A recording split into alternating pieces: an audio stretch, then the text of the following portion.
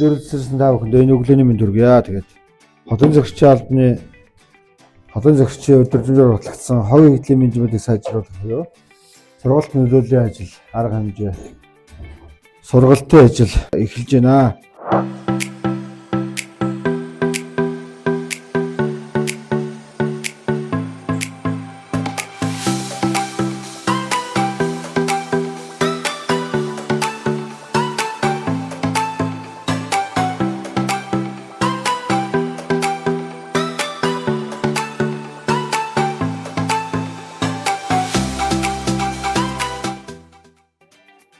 Сайн байцгаана уу? Өвөр Ангаан аймгийн 12 сум 2025 оны хотын соёл хариуцлагатай иргэн хэмээн зорилттой жил болгон зарласан байгаа.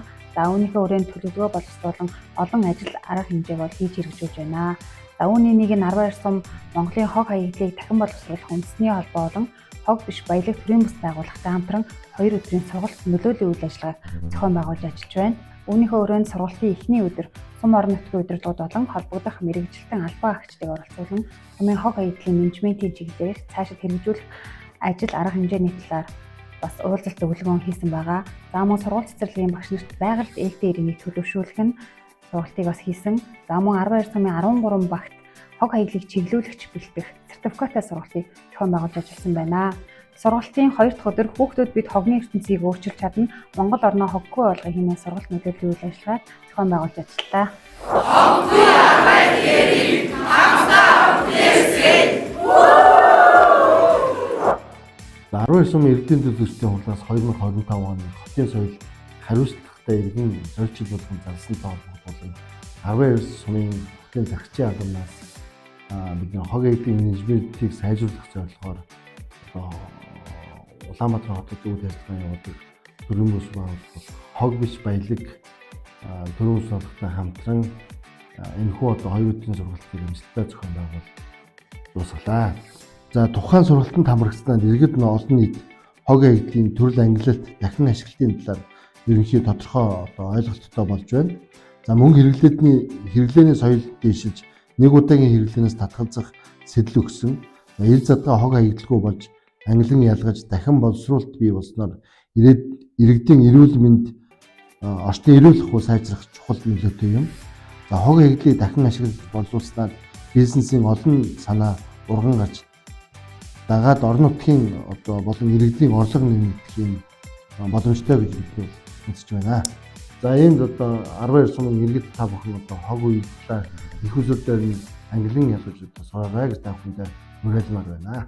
За намайг Гашуунцхан Цэрэн гэдэг. Би 12 дугаар багийн иргэн. За өнөөдөр болохоор энэ 12 сумдаар бол баг болгоноос 2 иргэнийг бол сурагч багш бэлтгэх энэ сурагч багшийн бэлтгэх сургалтанд сууж байна. Энэ болохоор бол маш их чухал сургалт байна. За энэ хотын цэвэр байлгах, хотын соёлд суралцах ийм сургалтанд бид нэр суугаад бас нэлээд юм суурлаа. Энэ бол хогыг бол ер нь хог биш баялаг юм гэсэн бас ойлголтыг бол бид нэр авлаа. За өнөөдөр энэ сургалтыг авснаар бол бид нэр ерөөсөн хогыг бол ерөөсөн англин ялгах хамгийн нэгдүгürt бол ард иргэдийн бол хогыг англин ялгах ёстой юм байна. Англин ялгаснараа бид нэр ерөөсөн хогыг бас хай хогон хаягдаг. За шил хуванцар сав бүх юмуд англин ялгаад бас нөгөө түүхийд нь тушаадаг бас мөнгө болгодог энэ зүйлд бас суралцаж бид нэр бас чиглүүлэгч багш болж байгаа бас миний хувьд бол баяртай байна. За энэ сургалтыг болохоор багын иргэдийн дунд, багийнхаа дунд, за багын хэсгийн ахлагч нартайгаа хамтарч бас хийж, бас багийнхаа иргэдийг бас багийнхаа иргэд төдөөгүй 12 сумын иргэд цэвэрч нямбай байлгахт нь бол бас бид нэр бас нэлээхэн хувийн нэмэр оруулах байхаа гэж миний хувьд бол бодож байна. За 12 хот цэвэр байснараа бид нар бас хамгийн гол нь айл өрх ард иргэдийн дунд бас гадал төвшлтүүд бас сургах юм байна гэж бас миний хувьд бол бодлоо. Ер нь иргэдтэй хэлэхэд бол ерөөсөө хог хаягдлаа англин сурч ард иргэд бид нэр ерөөсөө айл өрхөөсөн хог хаягдлаа бол англин сурах нь ёстой юм байна. За бидний үлдэж байгаа хойч ирээдүйн үр хөвгт маань цэвэр хоттой цэвэр байх нь бол бас хамгийн чухал юм аа гэж бодож байна. За би 12 дугаар иргэн Эрдэнэ гэдэг хүн байна.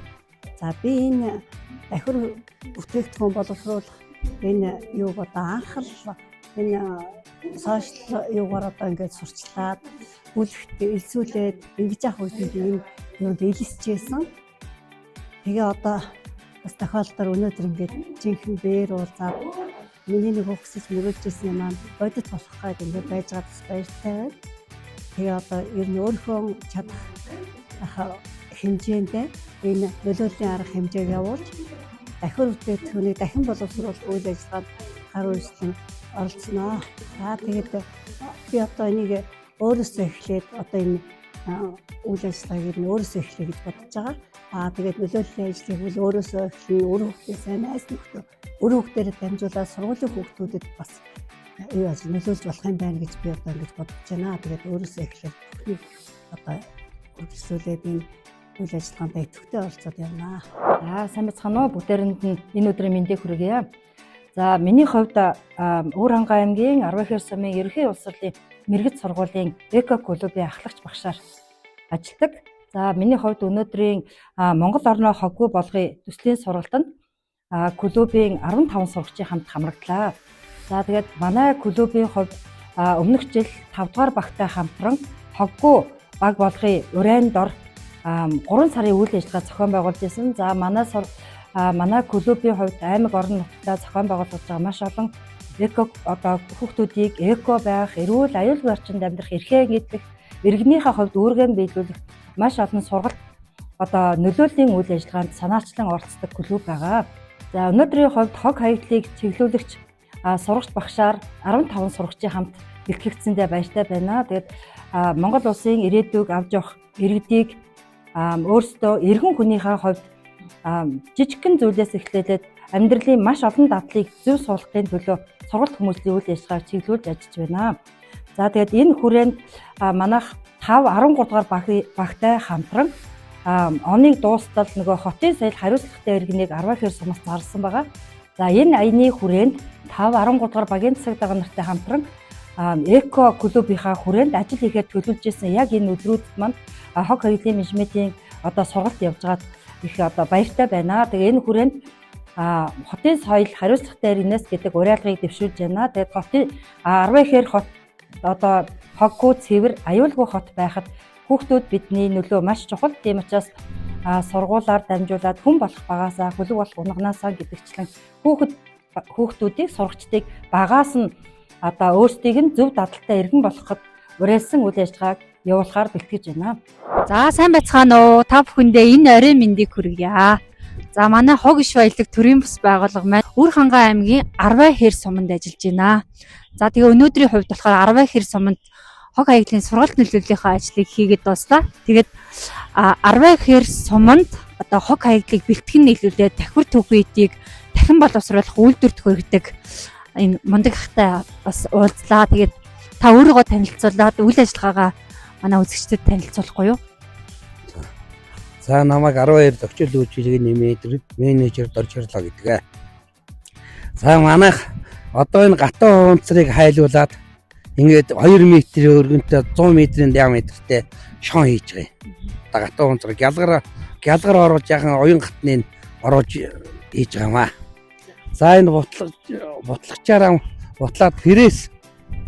За фрэсээр бол одоо манайх ундааны сав, лааз, зузаан гялгар тийм зөөлөө хуунцар энэ зэргийг аваад одоо фрэсэлж одоо Улаанбаатар хот руу очих бол энэ цэмцгэр төвдөө шууд нийлүүлж байгаа маа. За тэгээд ер нь та улиралд нэг удаа нийлүүлж гин үү? Улиралд гэж одоо бараг хагас жил нэг тийм хагас жил нэг. Та түүхэн хэдий яаж цуглуулж авч байна? За одоо түүхэн хэдий жолооч ачигч нараа болон одоо энэ хог хаягдл төвж байгаа нэрэгдээс л шууд худалдаа авч байна. Тэгэхээр одоо тэр хүмүүсээс худалдан авахд танд одоо тулгарч байгаа бэрхшээл юу байна? Өөр одоо илүү ихийг цуглуулж авахын тулд ямар ажлууд зохион байгуулах болох уу гэж бодож байна. За одоо тулгамж байгаа асуудал ихтэй зэрэг бол яг за яг манайх нэг очил үйлчлэгийн газраас нэг мөнгө төгрөг юуг нь бол одоо шийдээд өгчөж байгаа юм. За тэгээ яг энийг юм бол манайх одоо гот болон энэ цэмцгэр төв эднэрт тушааж байгаа л та. Тий. Тэгэхээр ажиллах хүчний зардлыг тогтчлт үйлчилгээний албанаас За тий одоо яг манайд энд нэг байнгын ажилч нэг 2 хүн байгаа. За энэ хоёртойгоо тэгэл хэлбэл тэгэл хийгээл ажиж явж байна. Миний хувьд болохоор одоо ингээ баруун 5 аймгийн маш олон аймагуудаар явхад яг энэ хатуу унцрыг яах вэ гэсэн асуудал бүр нэг юм толгойн өвчин болсон хүмүүс бүр энийг одоо цэгцэлж чадхаа байсан байхгүй юу. Тэгэхээр би энэ Өвөр Хангай аймгийн Арваа хэр сумаас яг олох гэдсэн зүйлээ бол олсондоо маш их баяртай байна. Тэгэхээр танд бас энэ чухал ажлыг эхлүүлээд хийсэн чинь бас томоос том баяр хүргье. Маш олон аймаг бас энэ дээрээс санаа аваад нөгөө хатуу хуунцрийнхаа асуудлыг шийдэх боломж гарч ирлээ. Тэгээ танд маш их баярлалаа. Ард иргэдтэй хандаж хэлэх үг байна уу? За дэрэгдээ ханд хэлэхэд хогоо ангилан ялгаж ачицгаая гэж ярьдаг да. Ард иргэд хогоо ангилаад ялгачхад түүхийн одоо хогны машин маань ангилсан чигээр нь авчраад танаад болох бүрэн боломжтой шүү дээ. Тийм ээ. Одоо бид нар ихтэй одоо манайхан бол нөгөө нэг гүүзүүн дээр нэг 10чин дээр нь таслахаа гэдэгсэн байхгүй юу. Тэгэл одоо нэг ирэсэн дээр ихтэл ингээд жолооч нар энд ирж уулгаал ингээд явчих боломж байгаа. Бүрэн боломж байгаа тийм. Тоног төхөөрөмжүүдийн хувьд та яаж одоо шийдсэн бэ? За энэ юу бодлогч нь бол Азийн хөгжлийн банкны төслөөр. Тэгсэн энэ зарим одоо жижиг энэ юу эдгээр нь бол манай зохицол үйлчилгээний бодолтой авч ажиллаж байгаа маа тий. За тэгэхээр та 12 сумын нийт хог хаягдлын хэдэн хувийг нь дахин боловсруулалтанд өгч байна ойролцоогоор? За та бараг нэг 10% нь өгч чадж чинь үгүй шүү болно шүү дээ. Бүрэн гүйцэд ялгаж чадахгүй байгаа шүү дээ манай. Одоо тэгэхээр иргэд олон нийт хогоо ангилаад ялгачихвал бүрэн дахин боловсруулалт өгөхөд бэлэн байна л гэсэн үг тий. За баярлалаа.